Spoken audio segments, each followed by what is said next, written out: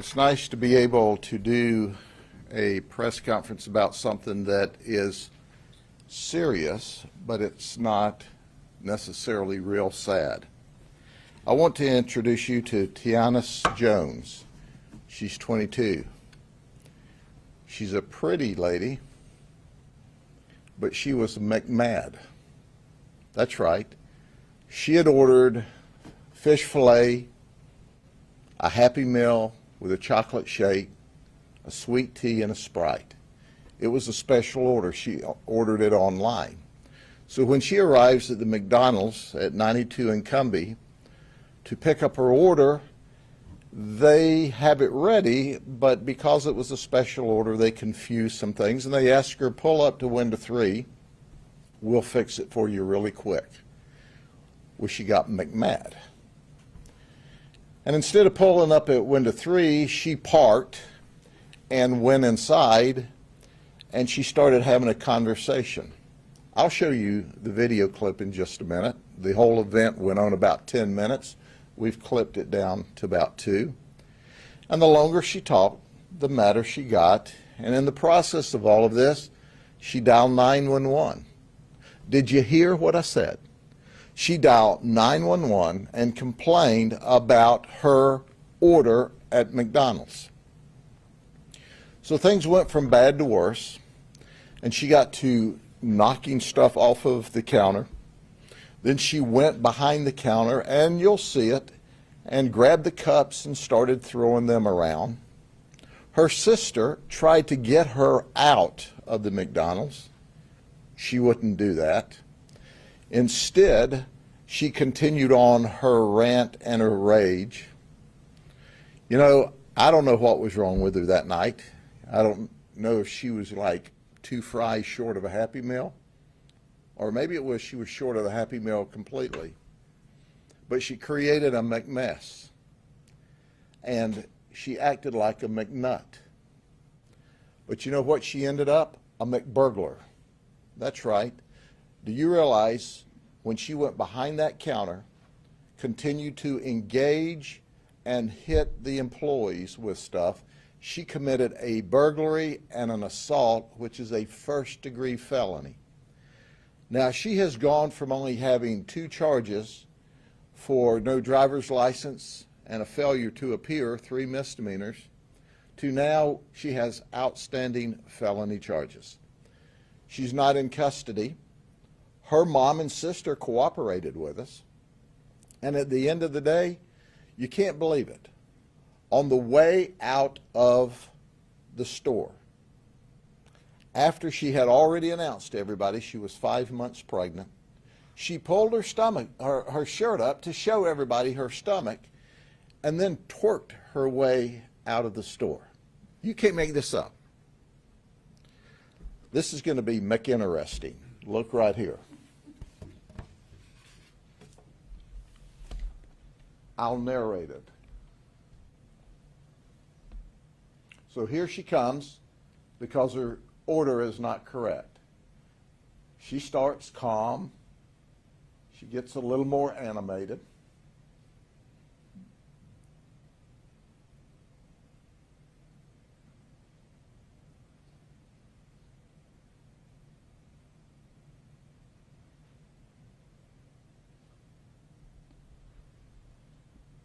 Whoop, she's getting McMad.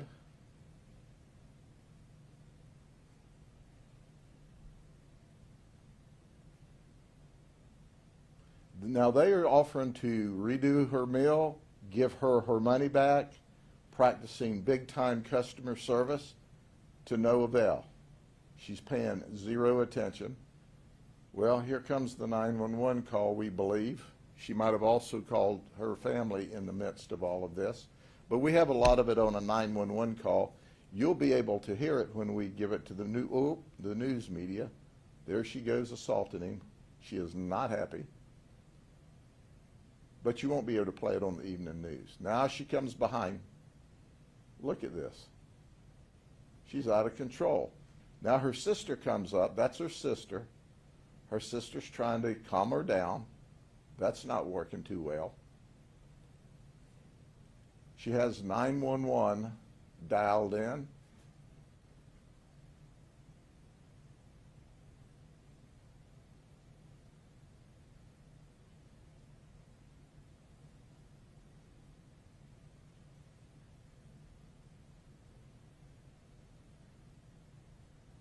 Now, understand we've cut this from 10 minutes to 2 minutes. There's a whole lot of other drama here. Now, she pulls her shirt up. There you go. There's a little twerk on the way out the door. See y'all later. And she leaves. We need to find her. She's running. She's hiding. She didn't get her Happy Meal or her fish sandwich or her chocolate shake or her sweet tea, but she managed to get herself into a lot of McTrouble. Now, I want to tell Tianis, when she comes to jail, we don't have any McDonald's. That's right. And we're not going to give her any golden arches, but we are going to give her a pair of silver handcuffs. And then when she eats, there are no wonderful chocolate milkshakes, no sweet tea, and no Sprite. We'll have this for y'all. Help us locate her. Call Crime Stoppers, 1-800-226-TIPS, and you can make money just by helping us find this lady who went McCrazy for no McReason. Did she pay ahead of time? She had paid. They offered to give her her money back. That didn't satisfy her. She was just out of control. Now, why did she do this? We don't know. But we're going to ask her just as soon as we arrest her, and we're going to do that sooner rather than later with your help. Is she from Lakeland, Sheriff? She is from Lakeland. Her mother was in the parking lot. Her sister was in the parking lot. Her mother and sister were totally cooperative. They were mortified about the entire event. And at the end of the day, Tianis is going to be in a lot of trouble.